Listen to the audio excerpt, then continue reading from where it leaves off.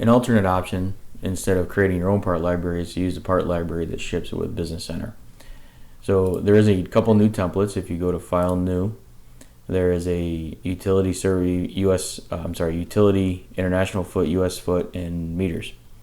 So if we pick the US foot, for example, you'll see that this project template has some predefined layers already defined for us. There are, as well, under drafting, there are a collection of blocks. So there's hydrants, headwalls, rectangles, water valves, all kinds of information. And those are also then associated under utilities, under the MSI manager.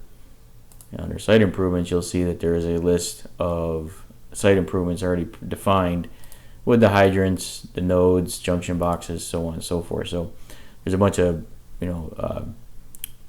predefined options that are available to you.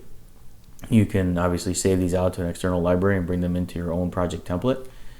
So you have a couple different options, but this may be a good spot to start with to learn, how the information is set up and what you can do. So you got architectural or arc type CMP pipes.